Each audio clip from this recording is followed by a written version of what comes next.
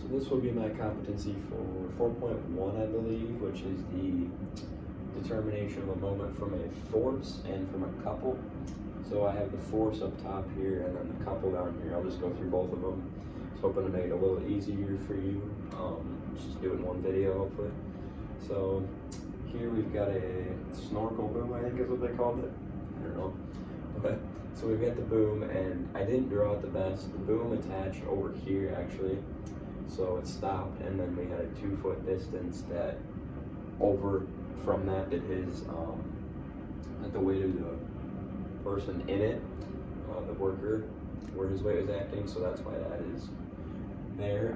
We had the angle of 50 degrees, and then the boom length is 25. I just included this to help see the triangle a little better. That helped me. So I actually just made it into a triangle, kind of like a free body diagram of the whole thing, the system. So we got our angle, and we want to find the moment around A.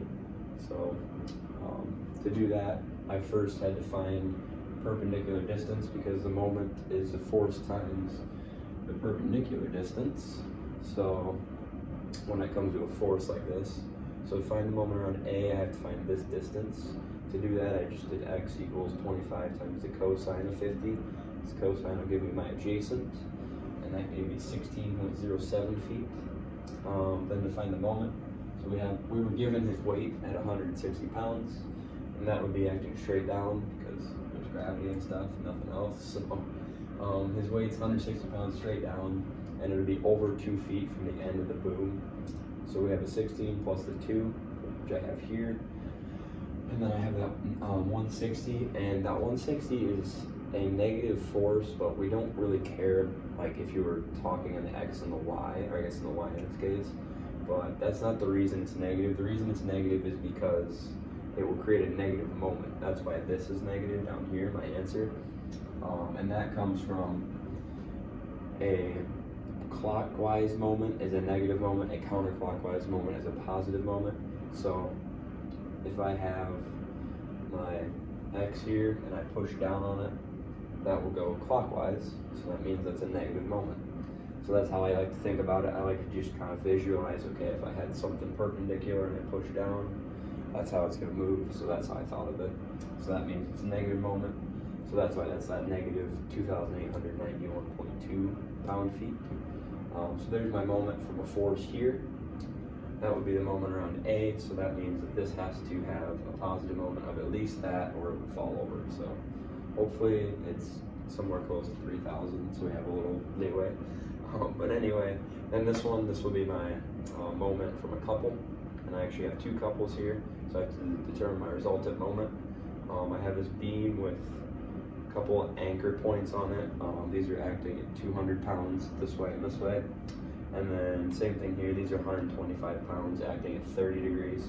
So these two 200-pound forces are my moments, and these 125s are my moments, and they're acting like that. Hopefully you can see that okay. The distance between these two is 1.5, and these two is 1.25. That is important because for a couple, you're not as worried about you still have the same moment equals force times distance, but you're not worried about the perpendicular distance anymore. For a couple, you're worried about the distance, which is the distance between them, which is why. So this 2 foot doesn't really matter. That's something that we won't worry about. We just worry about the distance between the 2 forces. So that's why we have this 1.5. So the moment of my 200-pound couple will be 200 pounds times 1.5 feet, because that's the distance between them. And this will be a positive moment because I have a force going this way and a force going this way. And the best way, I'd try to put a hand on each force, like you said, and just turn it like a wheel. And in that case, if it was a wheel, it would be going counterclockwise, which means it's positive. So I get my positive 300 pounds here. And same thing here, I have my 125 times the 1.25 feet, which is the distance between these two. Same thing if I had a wheel like this, it would turn counterclockwise, which means it's positive. So my resultant moment will actually be pretty big. They're going to add to one another, so that would be something that you have to factor into when you're building that. So yeah, your resultant moment will be this 300 plus this 156.25 to give me 456.25 feet pounds foot-pounds for my resultant moment.